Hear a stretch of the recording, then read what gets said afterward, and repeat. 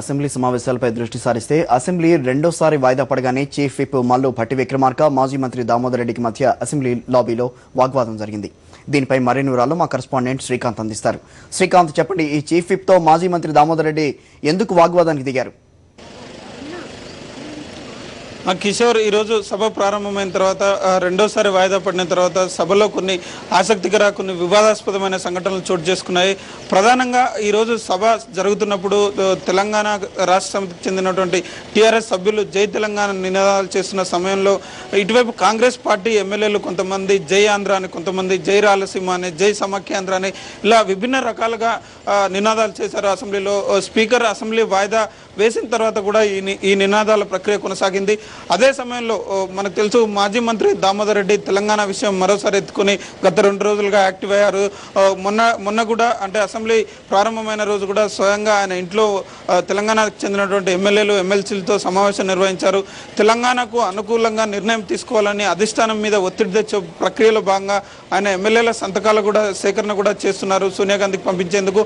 అయితే ఆ సమయంలో దామోదర్ రెడ్డి, అంటే కాంగ్రెస్కి చెందినటువంటి ఇతర ప్రాంత ఎమ్మెల్యేలు వేరువేరుగా నినాదాలు చేయటము, అంటే పార్టీ పరంగా అధిష్టానం తీసుకునే నిర్ణయానికి కట్టుబడి ఉంటామని చెప్పిన తర్వాత నినాదాలు చేయడం మంచిది కాదని సభలో కాంగ్రెస్ ఎమ్మెల్యేలను కట్టడి చేయాల్సిన బాధ్యత చీఫ్ విప్ మీద ఉంది. కాబట్టి మల్లు భట్టి విక్రమార్క దగ్గరికి వెళ్ళి మన సభ్యులు, అంటే కాంగ్రెస్ చెందిన సభ్యులు నినాదాలు చేయడం మంచిది కాదని కట్టడి చేయాల్సిందిగా కోరారు. ఈ సమయంలో ఇద్దరి మధ్య తీవ్ర వాగ్వాదం జరిగింది. అంటే తాను ఎమ్మెల్యేలకు ఒక్కొక్కరికి పర్సనల్గా చెప్పలేను కాబట్టి వాళ్ళు, అంటే వాళ్ళ అభిప్రాయాలు వాళ్ళు వినిపిస్తున్నందున తాను కట్టడి చేయలేనని మల్లు భట్టి విక్రమార్క చెప్పడం మాజీ మంత్రి దామోదర్ రెడ్డికి తీవ్ర ఆగ్రహం తెప్పించింది.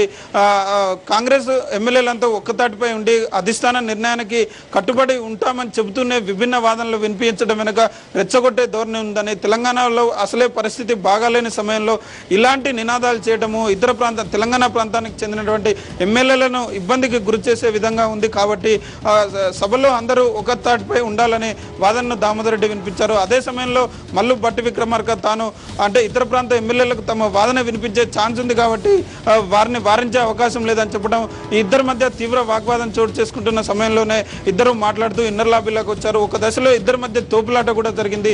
అదే సమయంలో నల్గొండ జిల్లాకి చెందినటువంటి మంత్రి కోమటిరెడ్డి, అలాగే సీనియర్ మంత్రి గాదె వెంకటరెడ్డి వారిద్దరి మధ్యన కలుగజేసుకుని వారిని ఇద్దరిని శాంతింపజేసే ప్రయత్నం చేశారు. ప్రస్తుతం సభ మళ్ళీ ప్రారంభమైంది. శ్రీకాంత్, ఇప్పుడు దానా నాగేందర్ అట్లాగే ముఖేష్ గౌడ్ ముఖ్యమంత్రిని కలిసినట్టుగా సమాచారం, ఆ వివరాలు ఏంటి, మీ దగ్గర ఉన్నాయా?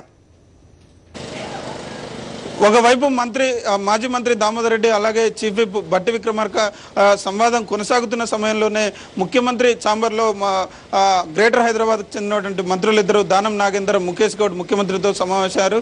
దీనికి సంబంధించి వాళ్ళు ప్రధానంగా నిన్నటి నుంచి ఒక డిమాండ్ ప్రధానంగా తెరపైకి తెస్తున్నారు.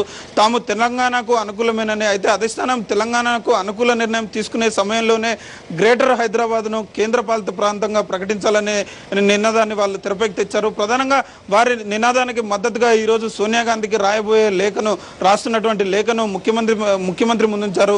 గ్రేటర్ హైదరాబాద్ ప్రాంతం కాస్మోపాలిటన్ సిటీగా అవతరించిందని, ఒక తెలంగాణ, ఆంధ్ర, రాయలసీమనే కాదు, దేశంలోని విభిన్న ప్రాంతాల నుంచి, దక్షిణ భారతదేశం అలాగే ఉత్తర భారతదేశం నుంచి లక్షలాది మంది వచ్చి గ్రేటర్ హైదరాబాద్ పరిధిలో స్థిరపడ్డారని, వారందరిలో తెలంగాణ వాదం వచ్చిన తర్వాత ఒక విధంగా అశాంతి గూడు కట్టుకుందనండి. తెలంగాణ వాదం వల్ల తాము నష్టపోతామా అనే బాధతో వాళ్ళు ఉన్నారని, ఇతర ప్రాంతాలకు చెందినటువంటి వారు హైదరాబాద్లో ఉన్నారు, వారికి భద్రత కల్పించాల్సిన బాధ్యత ప్రభుత్వంపై ఉంది. కాబట్టి తాము గ్రేటర్ హైదరాబాద్ ప్రాంతాన్ని ప్రత్యేక ప్రతిపత్తి కలిగినటువంటి యూనియన్ టెరిటరీగా భావించాలని సోనియా గాంధీకి లేఖ రాస్తున్నట్టు చెప్పారు. అలాగే వారికి మద్దతుగా కాంగ్రెస్ మంత్రులు అలాగే ఎమ్మెల్యేల సంతకాల సేకరణ కూడా వారు చేపట్టారు. అంటే గ్రేటర్ పరిధిలో ఉన్నటువంటి ఎమ్మెల్యేల సంతకాల సేకరణ చేశారు. 14 మంది గ్రేటర్ పరిధిలో కాంగ్రెస్కి ఎమ్మెల్యేలు ఉన్నారు.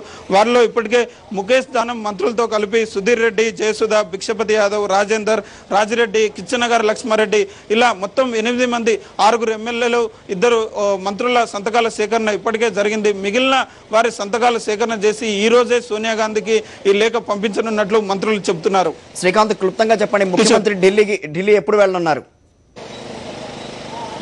మరోవైపు సభలో ఈ వాదనలు జరుగుతుండగానే ముఖ్యమంత్రి పర్యటన కూడా ఖరారైంది. మరి కాసేపట్లో ఈ మధ్యాహ్నం 12:15 బయలుదేరి 1:15 ఫ్లైట్ కు ఆయన ఢిల్లీ వెళ్తున్నారు ముఖ్యమంత్రి రోజు. అయితే కొద్దిసేపటి క్రితం ముఖ్యమంత్రి కూడా మీడియా ప్రతినిధులు అందుబాటులో ఉన్న వారితో మాట్లాడుతూ కొన్ని వ్యాఖ్యలు చేశారు.